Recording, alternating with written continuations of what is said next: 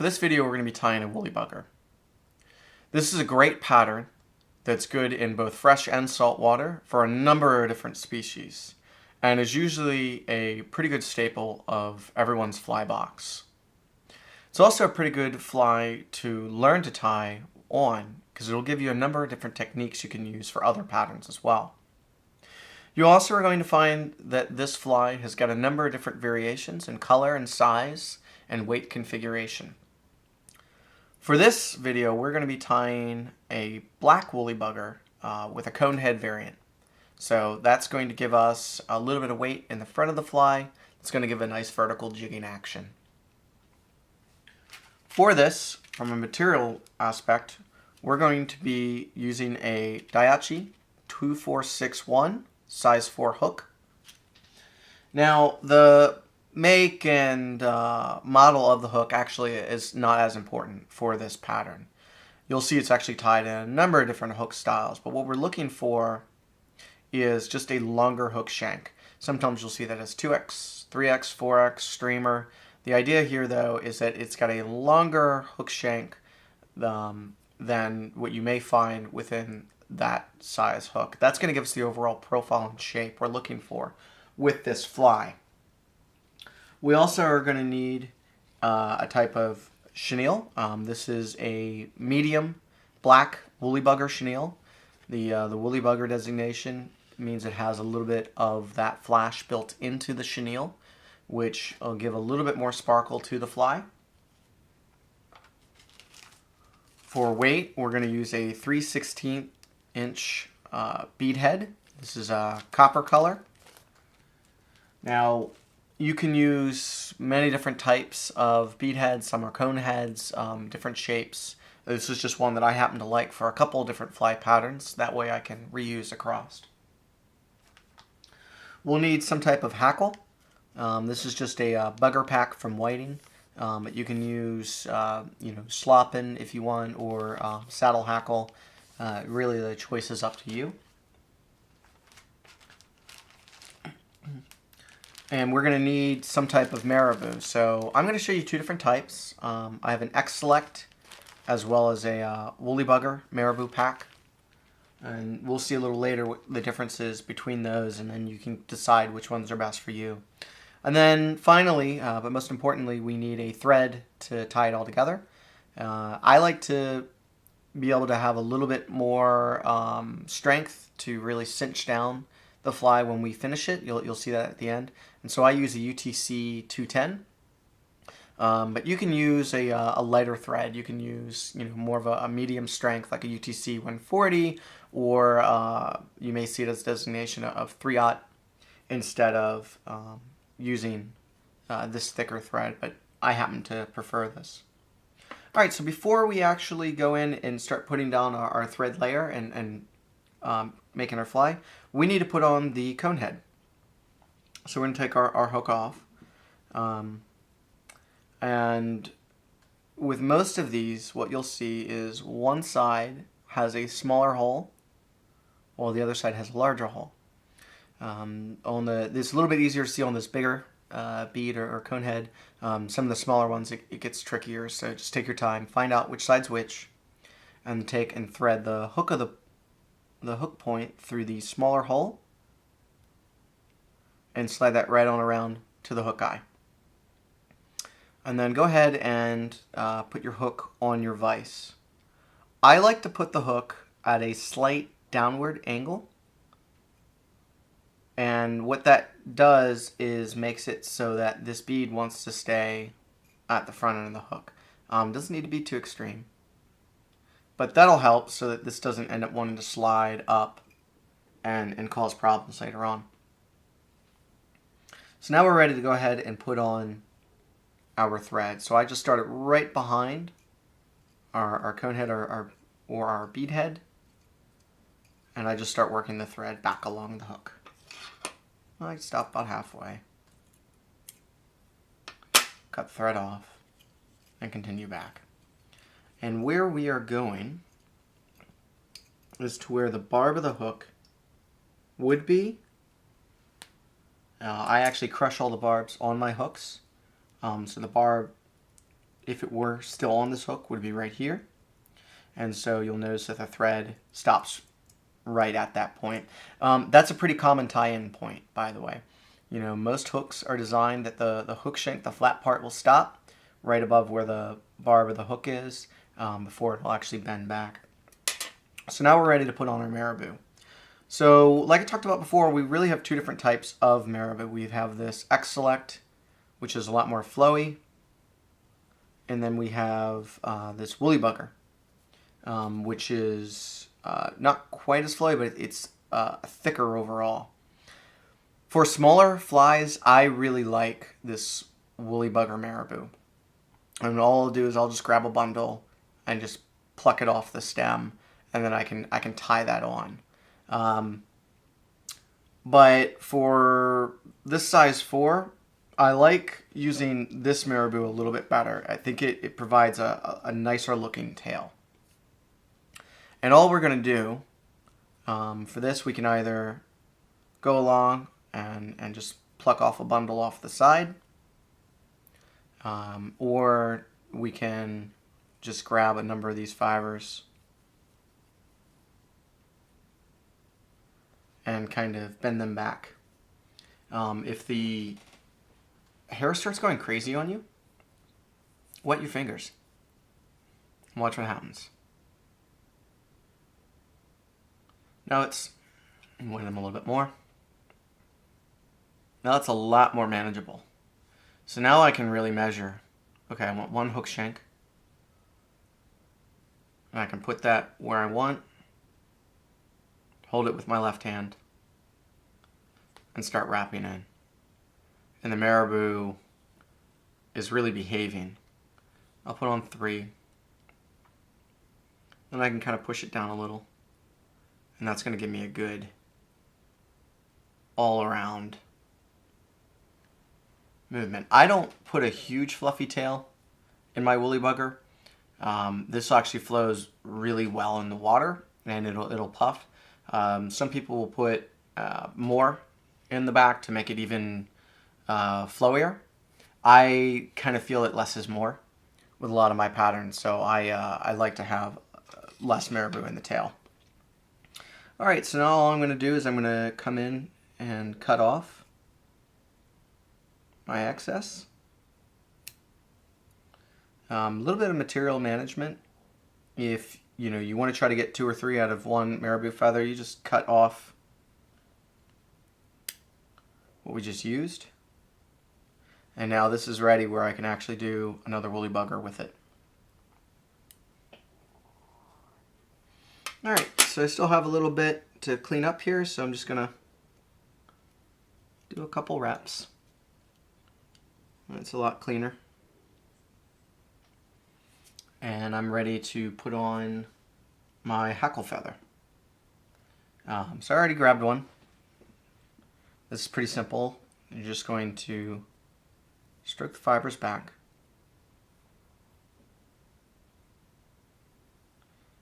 And we're doing this because what we're going to end up creating is a bit of a comb.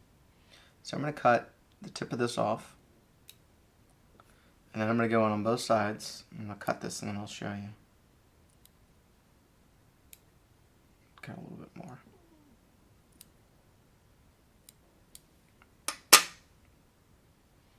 Stroke these fibers back so you can see. So I've created that comb. I cut the end off and I cut the barbs on each side, but not all the way down. And that gives me a good tie-in point. So I'm just going to lay it down. Get the thread around it. Pull these fibers back. Let's put on a couple wraps. And now this thread, feather really is not going anywhere. It's locked in place. Some people will go ahead and tie on wire as well. I find it's actually not necessary for me, so I don't. But feel free to experiment if you want. I'll tell you when you would put on the wire, or you tie it in now, and when you would wrap the wire around it and what it does. You'll see that in a little bit. But again, I don't feel it's really necessary, and my flies tend to last as long as what I need them to. So now we're ready for our chenille. You'll notice that I've actually cut my chenille packet a little differently. Usually just has a single slit up top, but I actually cut it a second time. That makes it a little bit more manageable for me. I can just go in, say, yeah, I think I'm going to need about that much, pull it back, and I can let this dangle, and it's not going to come unraveled. Just makes my life easier. So before I tie it in, what I'm going to do is I'm going to hold the chenille towards the end, and I'm going to pluck off some of the actual fibers and expose the thread underneath. That gives me a good tie-in point. You know, with all this material, I'm trying to tie in the most secure way with the least number of wraps of thread. That way I don't have to build a ton of bulk. That makes my fly look a lot better when it's finished. And also ensures the material is not going to pull out easily. So I've advanced my thread all the way up, just behind my cone head, and now I'm going to put in a half hitch. To do this, I'm just going to take my 2 fingers, bring it down, bring my thread up over in front, and then just this loop that gets created, I just pull that loop over and tighten. So I'll show you again. Fingers down, thread up and around, creates a bit of a loop, put the loop around, and pull it down. And that means that then I can hang this thread. It's not in my way. With my rotary vise, I actually happen to have this nice piece here. So I can actually hang my thread off of it. But if you don't have that, it's fine. I recommend the half hitch because it'll just keep the material in place, or the thread from coming off on you. Alright, so now I'm ready to wrap on my chenille. I'm going to show you how I like to do this with a rotary vise. It's pretty simple. I just kind of hold the tension at a slight angle, and as I go, it'll put one wrap right after another. I did start tying without a rotary vise, so you know all you're going to do is just be, you know, cognizant of putting one wrap in front of the other and just doing it by hand. But the rotary really helps make this a lot faster and a lot cleaner. So what I'm going to do is I'm going to come up to a point where I feel that I've wrapped this chenille. I'm going to make sure it's nice and tight, nice and even all the way up. I'm not going to, you know, try to put a bunch of wraps up by the head. I'm just making sure that the material is tight up against that bead, which I feel it is now. So now I can take my thread. Now you notice I've got all this extra thread. I'm just going to spin my bobbin and bring my bobbin back up to where it's manageable. Thread management is the #1 tip I can give you when it comes to tying flies. You know, if you're trying to tie where it's way out here, it's so much harder to get that precise control and to put that thread exactly where you want. So if you find that you've got too much thread out, just pause, bring your thread back up, and then you're ready to go. All right, so to lock this material in, I'm going to put one wrap in front and one wrap behind. If you notice, I am not letting go of this chenille. So again, one wrap in front, one wrap behind. One wrap in front, one wrap behind. I like to do this 3 times. And now I know that this material is locked in place and it's not going to come loose on me. So I'm going to go ahead, I'm going to cut the chenille.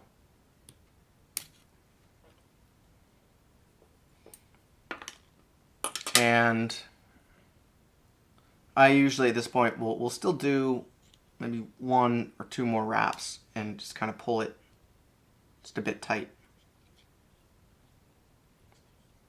And you know, that's where that stronger thread really helps out. So now I know that's locked in place and I'm ready for my feather. So I'm going to wrap this feather around the same way. I'm going to put another half hitch in to make sure my thread's not going to come out on me. And when I wrap this, I'll show you. Right now I've got the kind of barbs on both sides. And this works fine. You know, you can just wrap this around. But you'll notice that these hairs start getting a little bit unruly. That's not a bad thing. this will fish very well. It just causes more disturbance in the water. But if you want it where it gives that cleaner look, where all of the hairs are in the same orientation, one tip I can give, and you got to be careful so you don't pull your feather out, is to strip all of the barbs off one side of the feather. And again, I'm not yanking too hard because I don't want to pull the feather out and I don't want to break it. That's why we locked it in so well in the first place. I got a couple up here that I didn't grab. Okay. So now, and again, the rotary vise really makes this easy. Now when I do this, you'll notice a big difference in the way that this hackle goes on. All the orientations are far more symmetrical all the way around. The spacing looks nice. It's not as jumbled looking. Again, there's nothing wrong with the other way. In fact, that'll fish just fine. I just find that this way looks just a bit nicer. Alright, so I'm actually going to bring it up to here. Again, I'm not going to let go of this. Not let go of this feather right now or it'll undo everything you just did. And don't pull too hard. You want just enough pressure to keep that feather locked in place. But if you pull too hard, you could break it. And then that would be bad, because now you'd have to go back and retie in a new feather. So we're going to put a wrap in front. And we need to put a wrap behind. So I'm going to carefully hold onto the feather and manipulate the thread around. And that puts that wrap behind. Wrap in front. A wrap behind. And one more time. A wrap in front. And a wrap behind. That feather is now secured with the thread locked in place, so I can come in and carefully cut that thread. Or not thread. Don't cut the thread. The feather. There. And so now if I can just pull these fibers back, I can put in one or two stronger wraps. That's why I like that tougher thread. And I know that this fly, all the material is locked in place. I talked about before about the wire. What some people will do, if they tied in that wire, remember we tied it in after we tied in the feather, is they'll actually wrap the wire on now and they'll counter wrap. So we wrapped all of our material around in this direction. They would put the wire on in the opposite direction so that the wire will wrap over the stem of the feather. And that'll allow, if the feather breaks anywhere, all of the hackle won't come off. Honestly, I put just enough pressure that I feel the stem of the feather is secure. And I'm not worried about this fly coming apart on me. But if you want to use the wire, that's when you do it. So remember, we wrapped all of our material around in this direction. So we need to do the opposite direction with the wire. And you'd bring it up here and just tie it in. And then after that, all we're going to do is just whip finish this fly, and it is finished. So 1, 2, 3, 4 to be sure. Pull it down. Pull it tight. So again, for the whip finish, if you remember, we're going to grab the whip finish up here on the front end so it can't spin. Bring it straight down on top of the thread. Get the front hook underneath. Pull the thread up. Bring it up at our 45. Slide our hand back to the handle. Allows us to spin to give this triangle. Put the triangle where we want to tie it and spin it 1, 2, 3. I like to do 4 times. Turn the tool towards us to remove it off this back groove. Pull the thread to bring the hook in. slide the hook out from the thread, pull it tight. And that's it. Now we can safely cut our thread, and our fly is finished. So if you want, you can go through and inspect and make sure that all of our fibers, none of them are trapped. If they are, you can go in with a bodkin and try to pull some out. But you know, this fly, the way that we tied it, that usually doesn't happen, and you have a very nice symmetrical fly. That's all there is to the woolly bugger.